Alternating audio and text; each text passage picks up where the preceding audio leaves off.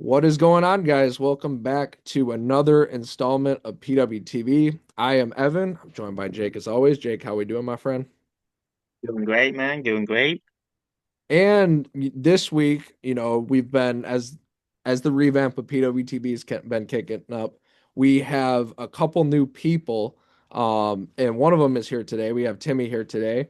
He's actually going to be leading us in a NASCAR discussion, but he's going to be contributing on some other stuff too. So, big welcome to Timmy, uh, to the PWTB family. So we'll leave that at that, and we're just going to jump right in to the MLB Home Run Derby recap. Uh, I thought it was pretty entertaining. I think a lot of people have been talking about the 0.8 inches that that decided one round. What did you guys think about that? I thought the W was pretty interesting. Obviously Jazz Chisholm didn't have that great of a home run W as he only hit three home runs. Three home I runs. I want to actually get to that, saw but I want to talk about the inches because I know the Statcast thing, like they like track these things pretty well. Um, but I how do you decide like, oh yeah, well that one home run's further than the other? Do you think they just saw a number and went with it? I don't know. Because there's no way, like I know they know the measurements of the ballpark. There's no, I don't care how much you know it. There's no way you can tell if a ball landed 0.8 inches further than another one. But it did help Cal Raleigh move on to the second round and eventually win it. So that was interesting. I think Cal Raleigh was the best home run hitter, but like out there. But they should have done what they did in the other rounds, and for the ties, settled it with a swing off. I feel like going by distance was not the best idea. Yeah, I feel Absolutely. like 0.8 inches, no one can I don't think anyone could tell the difference. You talk about on the baseball field, you talk about on the golf course, you talk about, anything else. I don't think anyone can tell the difference between if a ball went like eight inches further than another one, or it went 8 inches backwards. I don't think anyone could tell, anything like that. So I think Statcast just picked a number, went with it, especially since it was the same down to 10 decimal points, and that 11th was different. Yeah. So like just to go over the rest of the first round, James Wood from the National started out for a little bit. Was sort of underwhelming. He only had 16 home runs. Then they went to Brent Rooker. He got a little bit better. Byron Buxton had a very slow start. But he picked it up at the end. And I think Byron Buxton is a player especially who benefited from the new rules this year where you get time to start, but then in your like final bonus round or whatever, you get 3 or 4 outs, like if you hit it further enough. And I think Buxton was a guy who like, was trying to rush it too much at the beginning, but like he really got in his groove. So then he did pretty well. Um, you know, Trying to think of who else went. Cal Raleigh, he started a bit slower. He moved on with the controversial tiebreaker.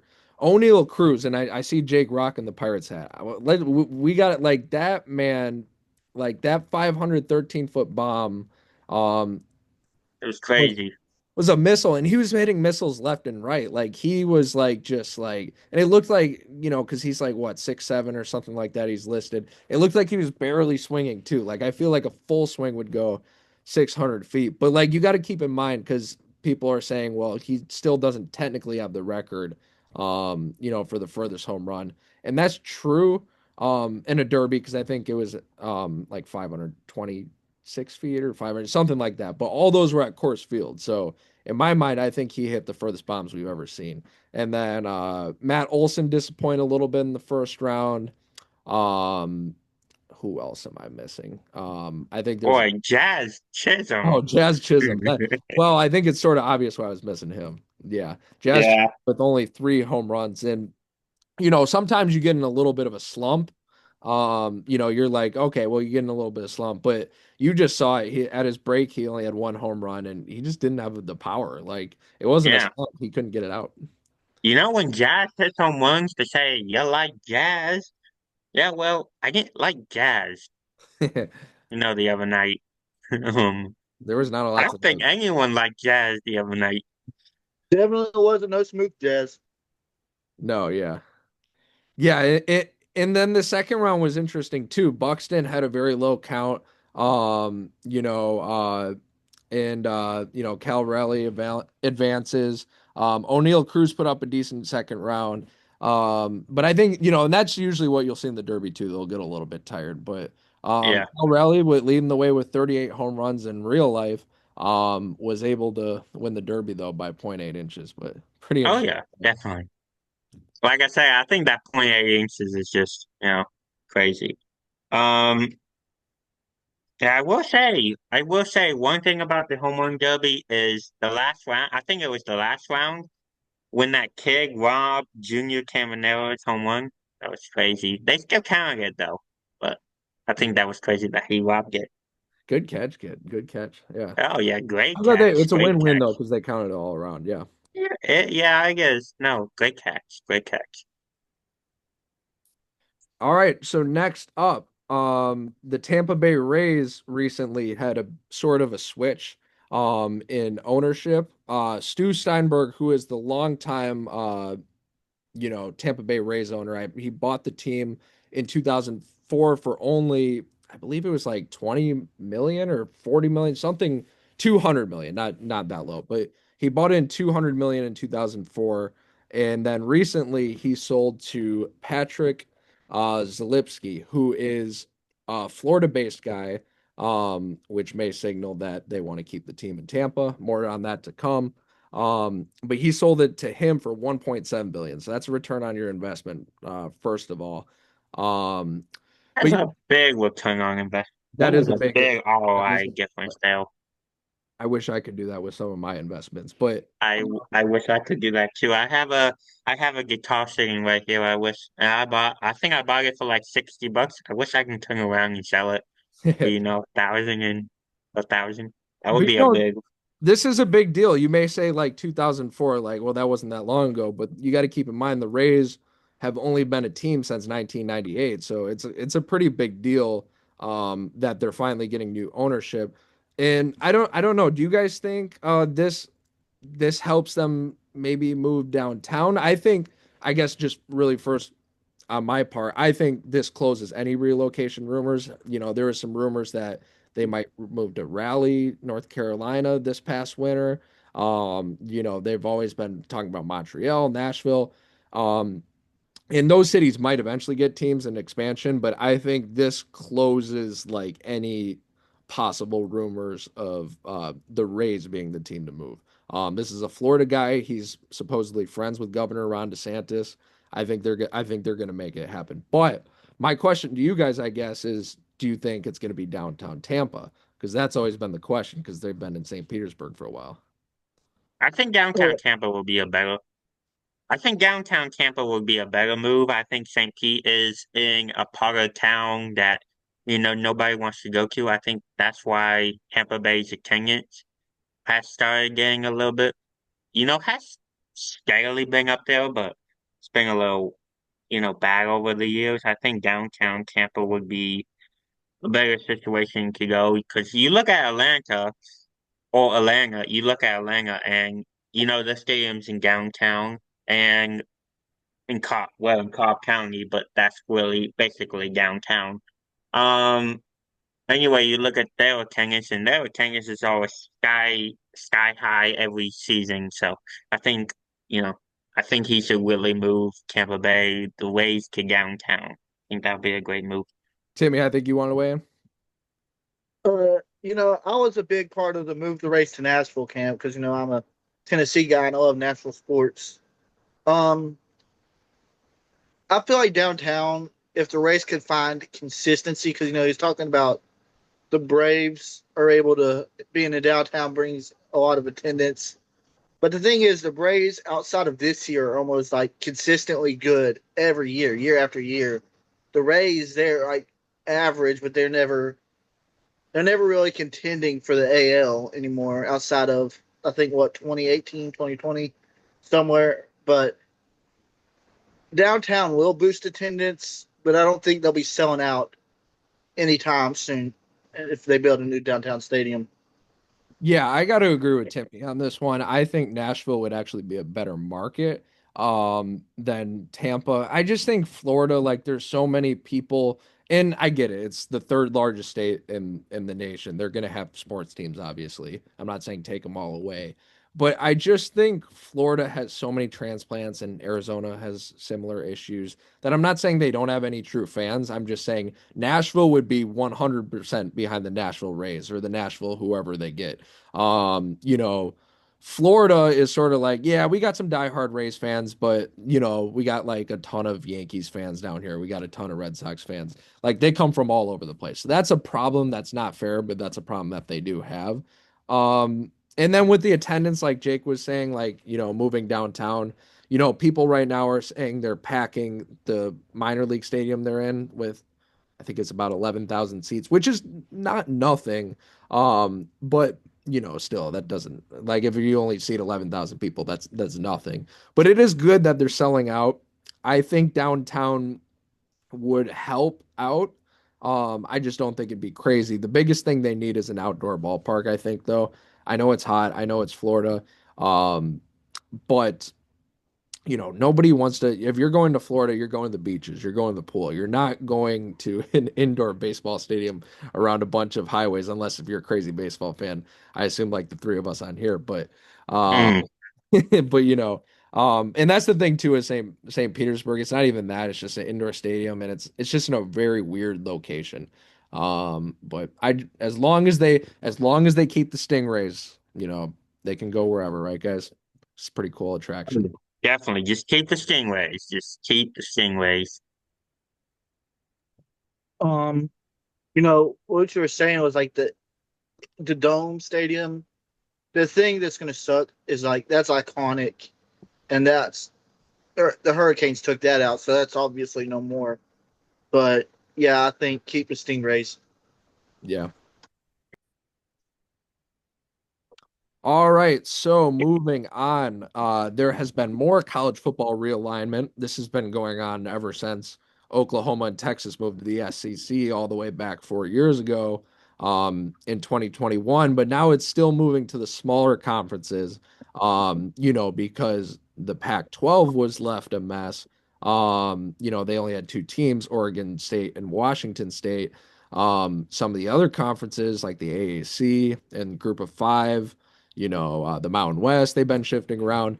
And the Pac-12's plan, which obviously makes a lot of sense to keep, a Western Conference going, is to raid the Mountain West, because the Mountain West has a lot of good teams. So what they did was, in addition to Oregon State and Washington State, they picked up Boise State, they picked up San Diego State, they picked up Fresno State, Colorado State, a lot of states, geez, and Utah State, all from the Mountain West Conference. And then they also picked up Gonzaga, which is, by the way, and we're going to mainly talk about football here, but this is a stacked basketball conference if you're looking at it. Boise State's been good. San Diego State's made a Final Four. Obviously, you got Gonzaga coming along only for basketball. Colorado State was good last year. They beat Memphis in March. Man, this is a stacked basketball conference, but we'll stick to football because now they're adding Texas State from the Sun Belt. That was not expected. Texas State has, honestly, as someone who follows college football a decent amount, Texas State is not even really a good Sun Belt team usually, 9 times out of 10, but they've been getting a little bit better. And it's Texas. So if they get into a big conference, they'll get a lot of recruits. They'll get instantly good at football. So this is a great move by them. But I guess Timmy, and I'll come to you and then I'll answer out of the big conferences and the FBS, when you got, the Power Four, the ACC, the SEC, all those guys, where would you rank the pack, the new Pac-12? Where would you put that in terms of college football? I guess I'm curious.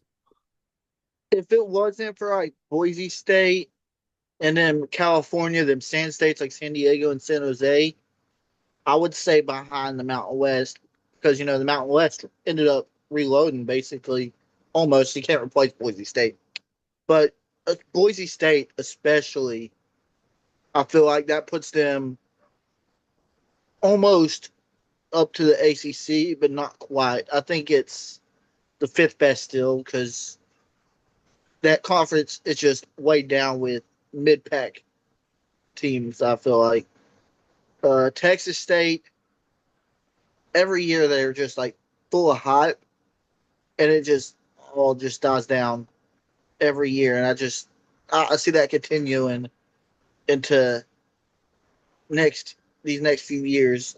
They'll be good eventually. It's just now's not the time.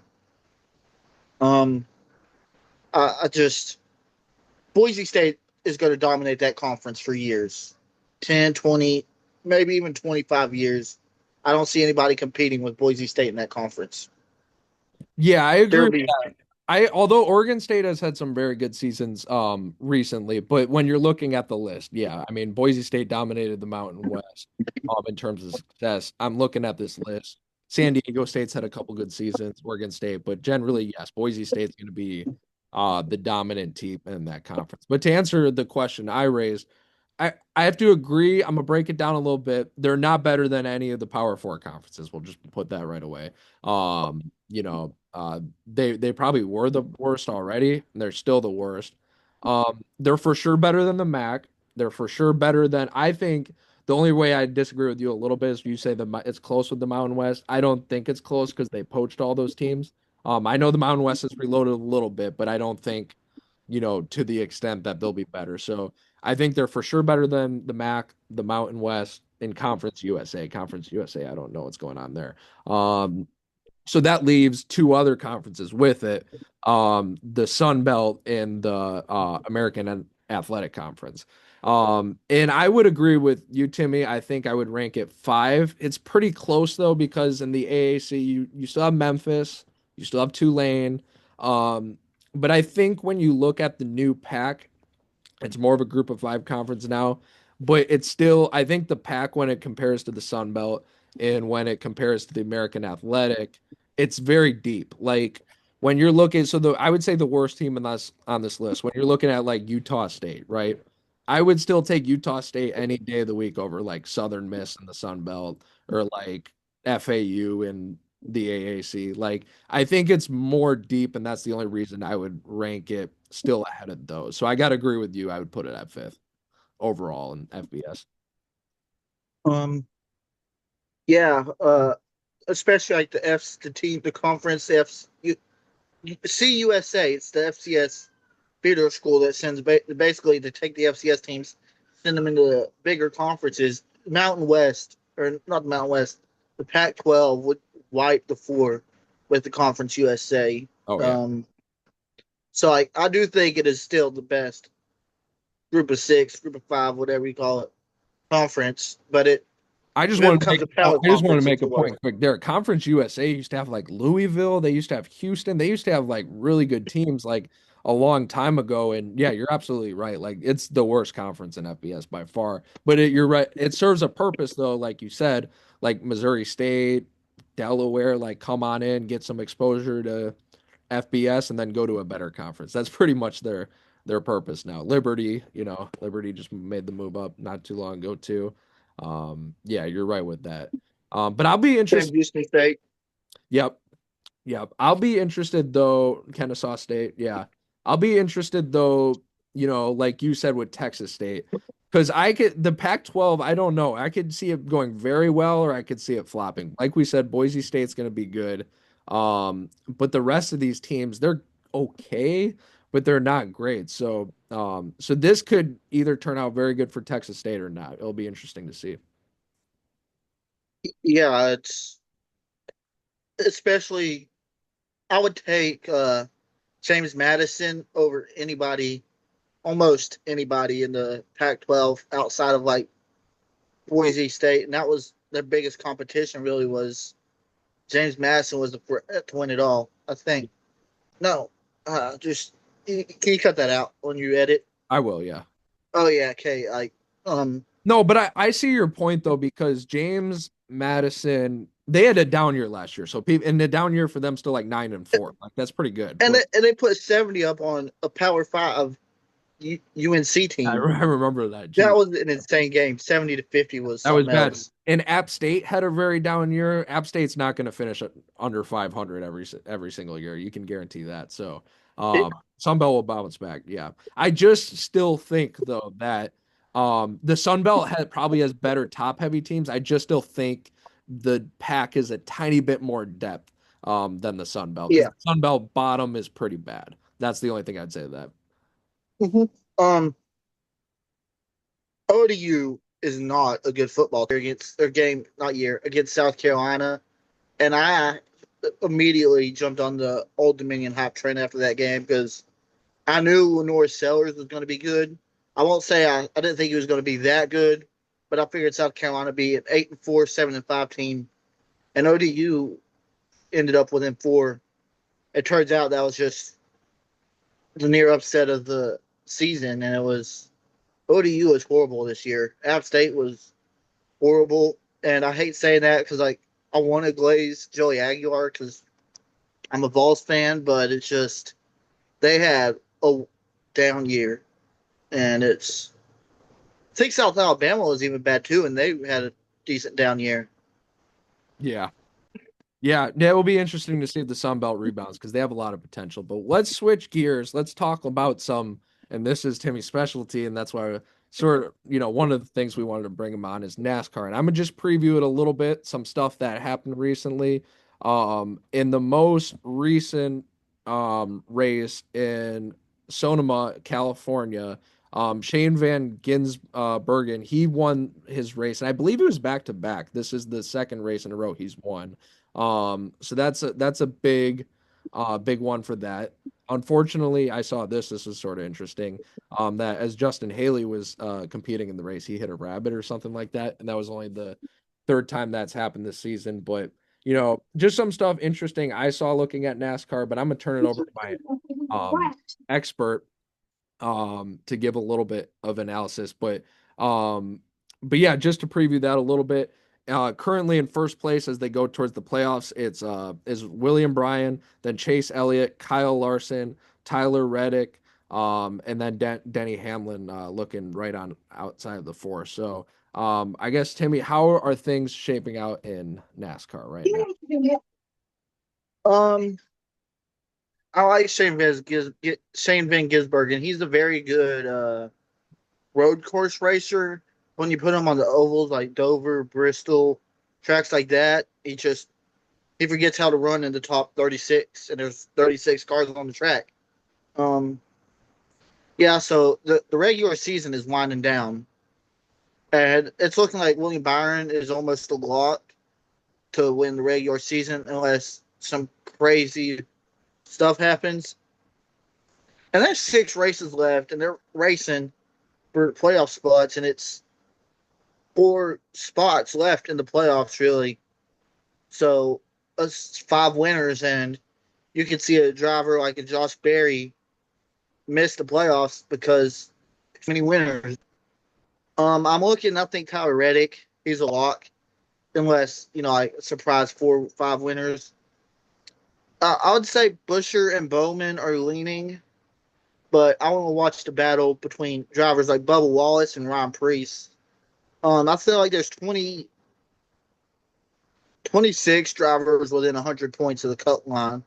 So some insane runs and some luck turning their way. You can see what driver pointing their way in. Yeah, how many races are there still left until the playoffs start? 6 races. I'll look at the schedule here in a second. But Tyler Reddick is almost 150 points to the good, so something insane will have to happen for him to miss the playoffs. Yeah. And not really a surprise anymore, but still like it catches your eye when you're looking at the points.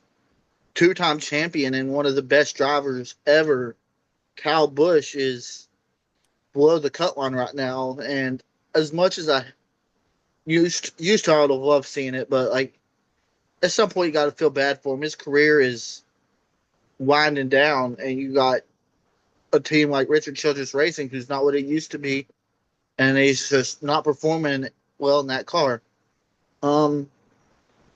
Another name that pops out to me is Carson Hocevar, because like every race I'll tune in, and his like running up in the front, and then always just the worst luck will get to him, and he'll finish mid-20s, early 30s. All right.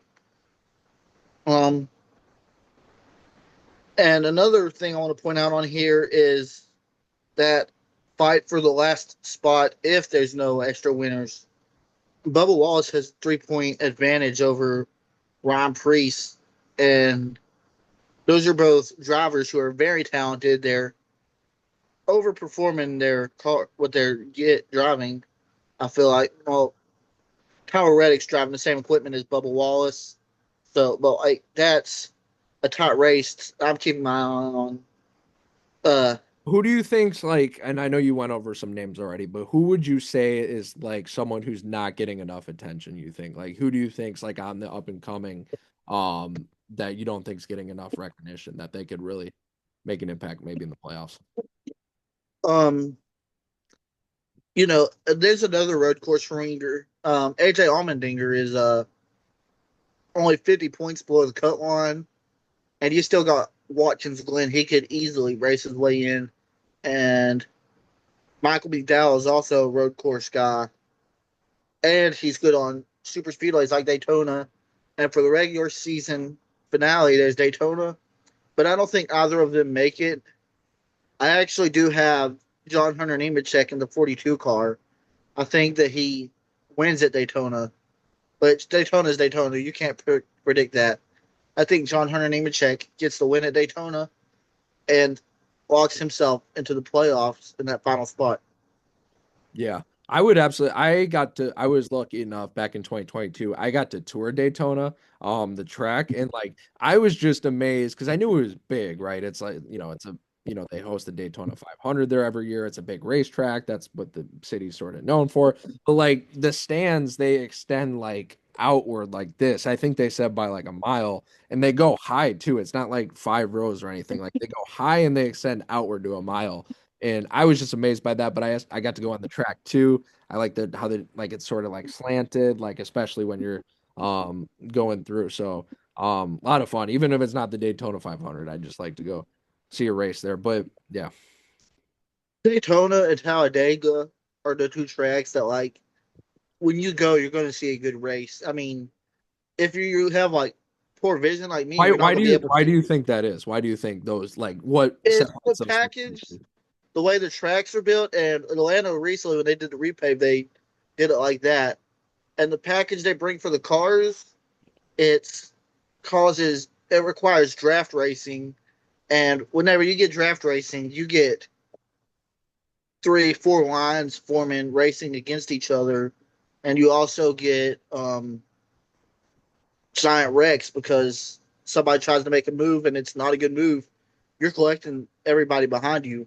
Yeah. So that's the way that the track configuration is what makes those tracks great races. No, yeah, absolutely.